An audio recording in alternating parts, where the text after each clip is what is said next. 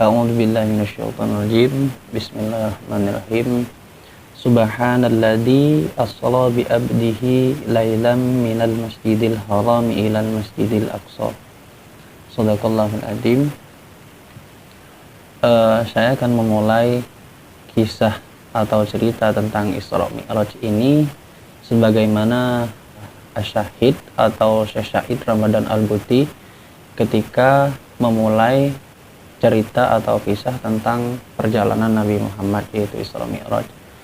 Beliau memulainya dengan sebuah ayat, fa inna ma'al usri yusra, inna ma'al usri yusra. Di beberapa tafsir ada komentar yang mengutip tentang hadis Nabi Muhammad SAW dengan fadhahika Rasulullah SAW, dengan tertawa atau dengan bahagia. Kemudian Nabi Muhammad berkata, la yughliba usrun al-yusra ini, satu kesulitan tidak akan pernah bisa mengalahkan dua kemudahan. Dan seperti yang sudah mafhum di dalam kaidah tafsir, biasanya kata usron dan yusron itu adalah dua hal yang sangat berbeda, di mana bentuk usron itu berbentuk ma'rifah diulang dua kali yang artinya satu, kemudian pada kata yusron itu diulang dua kali dengan bentuk nakiroh, dan itu sangat berbeda dengan artian bermakna dua. Makanya Nabi Muhammad memberikan komentar dengan la yughliba usrun al-yusra ini, meskipun dalam periwayatan hadis ini ada beberapa redaksi yang berbeda dalam kata al-yusra ini. Ada yang meriwayatkan dengan bentuk alif lam, ada juga yang tidak berbentuk alif lam. Kemudian diceritakan dalam salah satu qasidah yang sangat terkenal, yaitu kitab Al-Barzanji yang ditulis oleh Syekh Ja'far Al-Barzanji yang hidup pada masa Salahuddin Al-Ayyubi, atau kalau di Eropa dikenal dengan Saladin. Pada tahun itu, tepatnya pada tahun 10 Hijriah, Nabi Muhammad mengalami masa-masa yang sulit atau masa-masa yang sangat berat. Bahkan dari saking beratnya, hari itu sampai dinamakan dengan Amul Huzn atau hari kesedihan. Kenapa? Karena pada hari itu pamannya Nabi Muhammad, Abu Thalib, meninggal dunia. Dan 3 hari kemudian istri beliau, Siti Khadijah, juga meninggal dunia. Kenapa ketika ditinggal kedua orang ini, Nabi Muhammad sangat merasakan kehilangan yang luar biasa atau kesedihan yang luar biasa? Karena kedua orang ini sangat berperan penting dalam kehidupan Nabi Muhammad. Kalau meminjam istilahnya Imam Ash-Sha'rawi, beliau menyebut Abu Thalib ini dengan al-himayah al-kharijiyah, atau yang melindungi Nabi secara eksternal. Kemudian Siti Khadijah disebut dengan al-himayah ad-dahiliyah, atau yang melindungi dan memotivasi Nabi dari dalam atau internal. Karena Nabi Muhammad itu hidup di sekeliling kaum kafir Quraisy yang memiliki keinginan untuk mencelakai Nabi dan melukai Nabi, seperti Abu Lahab dan kawan-kawan. Dan bahkan di kitab Al-Barzanji itu diceritakan tidak hanya itu saja kesedihan yang menimpa Rasulullah, tapi juga penolakan yang dilakukan oleh orang-orang Taif.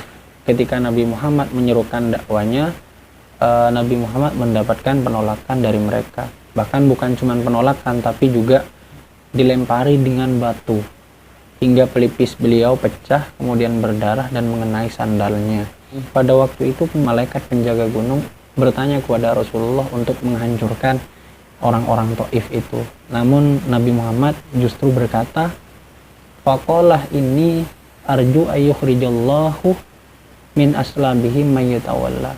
Nah, ini adalah salah satu metode dakwah Rasulullah, yaitu optimis. Meskipun dalam keadaan sesulit apapun, seterpuruk apapun, Nabi Muhammad tetap optimis. Saya masih berharap dari tulang-tulang sulbi orang-orang Taif itu suatu hari akan lahir pemuda-pemuda atau generasi-generasi yang mau mengikuti agama saya, mau membela agama saya dan memperjuangkannya.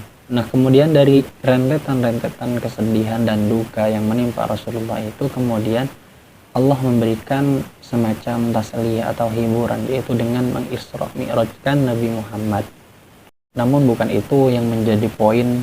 Seperti yang kita tahu, banyak ulama yang mengatakan bahwa Isra Mi'raj ini merupakan salah satu mukjizat dari Nabi Muhammad. Seperti contoh Sayyid Muhammad Alawi Al-Maliki. Beliau mengatakan Isra Mi'raj itu adalah salah satu mukjizat Nabi Muhammad. Untuk membuktikan ini sebenarnya sederhana, karena Allah sendiri yang mengatakan itu. Pada ayat Al-Isra, Allah menyebutkan Subhanalladzi asra bi abdihi lailam minal masjidil haram ilal masjidil aqsa. Pada video ini saya hanya ingin membuktikan betapa luar biasanya Isra Mi'raj itu. Kenapa Isra Mi'raj itu sangat luar biasa? Karena Isra Mi'raj itu diawali dengan lafaz subhana. Kenapa lafaz subhana ini sangat luar biasa? Untuk melihat betapa luar biasanya lafaz subhana, maka kita akan membaca beberapa ayat dari surat As-Saffat. Ayatnya adalah dari ayat 143 sampai 144 yang berbunyi falaula annahu kana minal musabbihin lalabisa fi batnihi ila yaum yub'atsun. Ini adalah salah satu kisah tentang Nabi Yunus. Jika Nabi Yunus itu tidak termasuk ahli tasbih atau musabbihin, maka ia akan tetap berada di dalam perut ikan itu sehingga hari berbangkit. Jadi ayat ini kalau kita kaji dengan pendekatan ilmu mantik, maka ia termasuk proposisi kondisional atau dalam bahasa Arabnya itu qadiyah syartiyah. Qadiyah itu dibagi menjadi dua. Kalau yang qadiyah hamliyah itu dibentuk dari subjek dan predikat, sedangkan proposisi kondisional itu dibentuk dari anteseden dan konsekuen. Dan kita coba analisis ayat ini dengan menggunakan metode kias atau silogisme. Dan ayat ini jika kita analisis dengan kias atau silogisme, maka ia masuk pada silogisme eksepsional, atau dalam bahasa Arabnya itu disebut dengan kias istisnai, yang premis-premisnya itu dibentuk dari anteseden dan konsekuen.